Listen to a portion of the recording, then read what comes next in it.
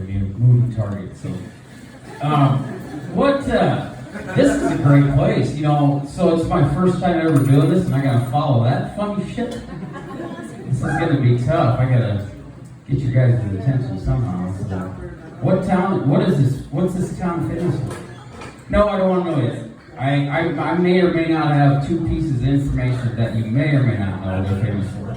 The first one is 20 years ago, almost to the day, we would come in here on Friday nights when it was Lou's Lounge, and we would watch fucking comedians here. And now 20 years later, my dumbass is up here trying to make people laugh. Good luck. The other one is actually even more interesting. 20 years ago, I was actually a policeman in this fucking town. Really. I probably was a combination of the dumbest slash laziest slash didn't want to be their cop ever, you know, like I don't remember the codes or anything, but they'd be like, hey, we got a 1016 at the Lou's Lounge, and I'm about 6 blocks away on North Shore, fucking banging the Yui, so I didn't be the first one there. I mean, I didn't want any part of the paperwork. I wanted to punch people, but I didn't want them to punch me back. It hurts. But I did like to fuck around on the radio. I mean, that's fun.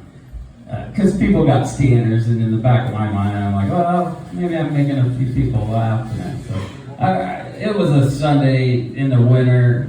I was a South Cover in Clear Lake, and the dispatcher comes up and she says, Clear Lake 6, which I was 6, but I was the newest guy there, and everybody else had a higher number. I didn't understand how that worked.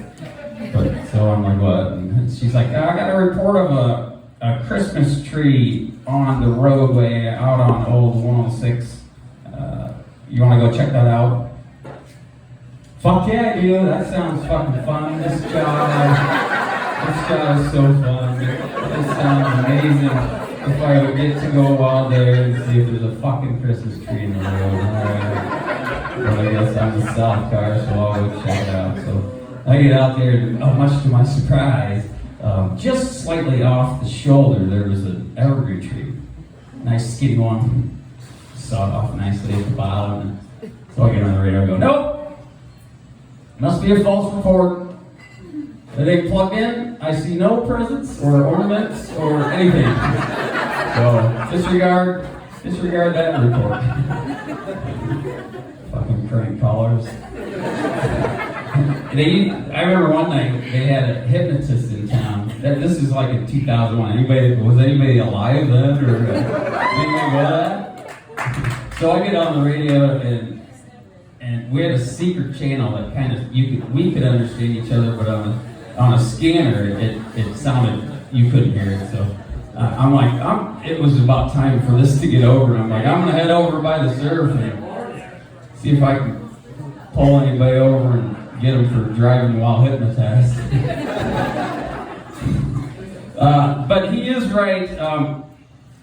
I am from Brit. We celebrate vagabond hobos with boiling hot stew. If you get some hobo stew there, fucking for real, wait 10 to 12 hours before you take the bite of that. Lava.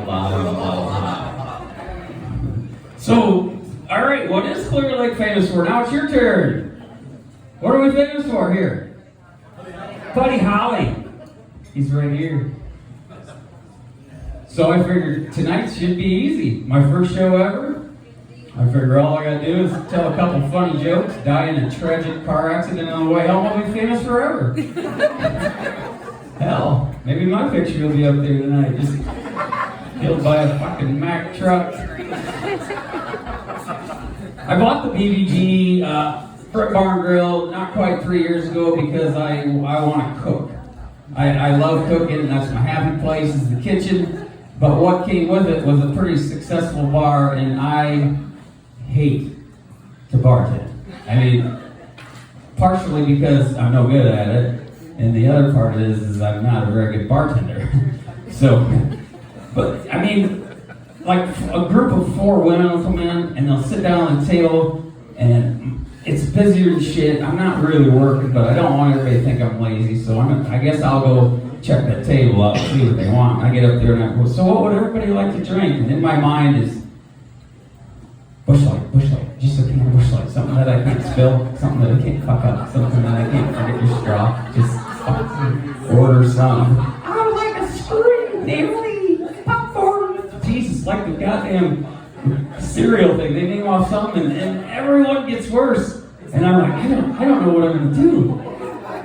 But since I own the bar, I can show up high if I want to. So I go behind the bar and somehow miraculously mix these drinks. I'm running on complete instinct. And I usually got a floppy flannel on and I'm walking through. I never button any buttons. I'm trying to hold 4 things at the same time. You can't do that.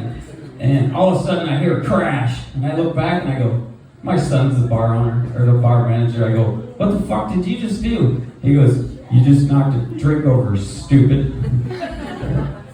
All right, so I ran them 4 drinks over and set them on the ladies' table, and I did what any reasonable bar owner would do. I ran up and grabbed the broom and the dustpan so the guy in the wheelchair didn't get a fucking flat tire.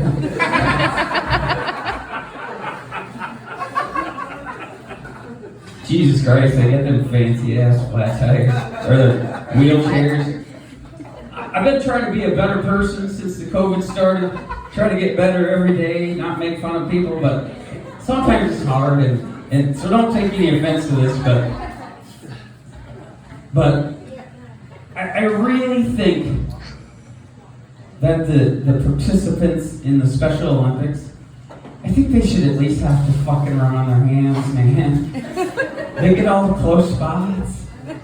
I mean, I ran 6 marathons. I ran and trained for 6 marathons. I got these streamlined goddamn wheelchairs that hardly take any energy, and they let them go off first.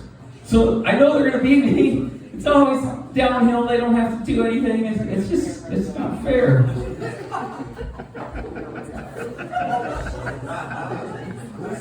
How we doing? How we doing tonight? Hey, I think everybody needs more drinks. This has been a pretty good year so far, hasn't it? I mean, damn. Everything's been running smooth. Kobe died. I mean, who cares? And Jesus, everything seems normal, doesn't it? Now this year's fucked up. Fucked up. If 2020 were a blowjob, it would be all teeth and braces. You know it. You guys been there. But it's got to get better, doesn't it? Doesn't it have to get better? And so I think about it a lot. You know, the whole Make America Great shit, whatever. Yes, that would be awesome, but what was rock bottom for real? What was rock bottom? Didn't we know? I think all the time. And I think that I've actually got it boiled down to rock bottom was when the old lady rolled up to McDonald's that one day and spilled scorching hot coffee on her fucking clam and got paid for it. I think that was rock bottom. Are you serious? It's like you can do anything you want. I mean, I'm not a lawyer, but if I was a defense lawyer, how could she win? Excuse me, ma'am, on the set date of the incident, when you went to McDonald's, well, what exactly did you order? Well, I ordered the same thing I order every day. I got a mixed sausage sandwich and a cup of coffee. Oh, really? Awesome. Did you get an iced coffee? Oh, no, son. I'm from the old school. We drink our coffee very hot. Oh, really? You ordered coffee and it came hot. Is that right? Yeah, that's exactly right. So when you pulled up to pay for it and they gave you your hot coffee, they just throw the fucking coffee in there, lay it everywhere. Oh no, they gave it to me in the very special lid that they got. So, how did it spill? Well, as I was pulling away to go to my sister's house, I always like to take the You're trying to distract it with all the shit going on in today's world? Are you kidding me? Case of spill. exist? I mean, how did that even make it to a goddamn, to the fucking, irritating. A lot of ladies in here tonight. Let's hear them. I feel sorry for ladies because I like these guys. I mean, all you do your whole life is just sit around and watch shit happen, and we kind of treat you ladies like shit sometimes. So as I'm trying to be a better person, I'm gonna jump on the bandwagon and get with the coalition for lift the fucking lid up when you pee. Jesus Christ, I shit when I fart, so I definitely am not standing up to pee. I have to sit, and I don't want to sit in your piss, Brody. I mean, just try to start doing some nice things for me. But I always feel like there's going to be that renegade guy that's going to go, Hey, you shut up, because I will never tell you to let down. Or, that was a good one, so I fucked it up. I must be thirsty. Do nice shit for them, though. Like, for example, the other night I may or may not have wet the bed. I was so fucking drunk.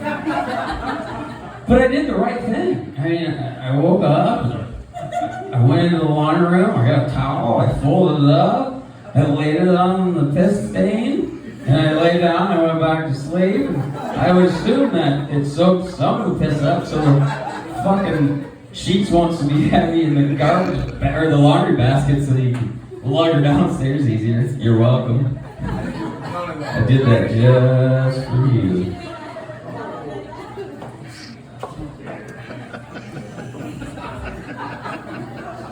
I met a fat vegan once. There's really no joke to that. I just thought it was worth noting. I wish life had airbags. Don't you think so? Wouldn't it be nice? You fuck shit up, you had airbags. Or I'd still be on the first pair of these glasses, that's for sure. Fucking if I would have had a little airbag action. I also, it was just Veterans Day not too long ago. Any veterans in here? Thanks for your service. I also am a veteran. And I don't know if you know the process of getting into the military. You just gotta be smart enough to tell the guy you want to join the military, and then you're in. So, except for the fact that you got to go down the MEPS, and you guys know what MEPS is. I don't know what it stands for, but they basically poke you and prod you and just try to find a reason to get you out of the Air Force. Most people make it, so they poke and prod you all day long. So I'm at MEPS, and I'm 18 years old, and they stick me in the hearing booth, and apparently I didn't do so well, because a young lady comes in and she says, we're going to have you take that again. You didn't pass that. And I'm like, oh, okay. So I'm nervous as shit, you're not going to be in the Air Force, and now what am I going to do? So she says, we're going to start the test over. So I'm sitting in there at the big fucking foam things in this room with 3 chairs, and I'm the only one in there. And I'm just waiting there, and I normally hear voices anyway, and talk to myself. I don't know if anybody else does that to you, but I heard beeps. I was hearing beeps, and I'm pushing the fucking button, and I'm like, beep. Wait, was that in the left ear, lower? Beep, beep. And I'm pushing this fucking button. All of a sudden, the door opens, and she goes, "All right, hon, sorry we forgot about you. We're gonna start that test again." And I'm like, all right. So basically, I was fucking sitting in there like Ken Jennings on a heater on fucking Jeopardy, and it's not even going, and I'm the one you send to the fucking Middle East to guard your fighter jets. That seems a little fucking sketchy. We also like to fuck around on the radio in the military too, believe it or not. And I have a lot of issues with my anxiety and stuff that I don't know if I saw something or if I dreamt it. Does anybody else do that? I don't know if that was a dream. Was it reality? Did my buddy do it? And he's told me 1,000 times, and I feel like I've been there. But whatever the case may be, this story happened. I'm guessing it was either Ellsworth Air Force Base, 1995-ish, or it could have been in the Middle East somewhere. But it was definitely dark out, and it was definitely boring, because who in the actual fuck is going to try to steal a goddamn bomber in your, they're huge. So it's the middle of the night, it's in the radios, nobody's on the radio. I'm in maybe South Dakota, there's nothing on the radio except for the goat stump jumping shit. And so all of a sudden out of nowhere, and you always blare your radio because you're usually half asleep all the time because you can't stay awake. And all of a sudden on the radio, I'll come. So, oh shit! Oh, I'm awake. Oh my god, what was that? Oh my god, we're gonna be in trouble. Who's that? Oh. And the dispatcher says, last unit re-identify and repeat. I start getting all nervous, I'm like, there's no fucking way they're gonna do that again. And I'm pretty sure, like, I'm crazy! Oh shit, I know when we get back to Garfound after this, we're gonna be in some fucking trouble. I hope somebody owns up to it. And all of a sudden, the first sergeant gets on the, big rough guy gets on the radio. Last unit, identify yourself and give me your location. There's no fucking way. But there wasn't even a minute go by, and all of a sudden somebody goes, I'm not that fucking crazy! They did send me over to the Middle East, though. And I know this happened in the Middle East. I feel like I should have a Purple Heart. I'm not going to brag or anything. But they sent me home from the Middle East because I broke my trigger finger, which is very important in a hostile environment. I do respect their decision, even though it's, like I said, nobody's going to steal if I do that. There's really no worries. But they sent me home but my grandpa had a Purple Heart. My other grandpa had a Brown Star. And I certainly didn't think I could look my grandkids in the eyes and go, yeah, I got a Purple Heart. Yeah, Grandpa? What happened? Was it an ambush? What was it? An airstrike? No! We were playing flag football and I got my finger caught up in his jersey and he's running by me and he's faster than me and I broke my finger. Guess who's coming up next? Kelly J. All day. Now? I got some more that we'll save. She was just in Brit on Tuesday. Told some funny ass jokes. So I'm gonna give it back to the host here.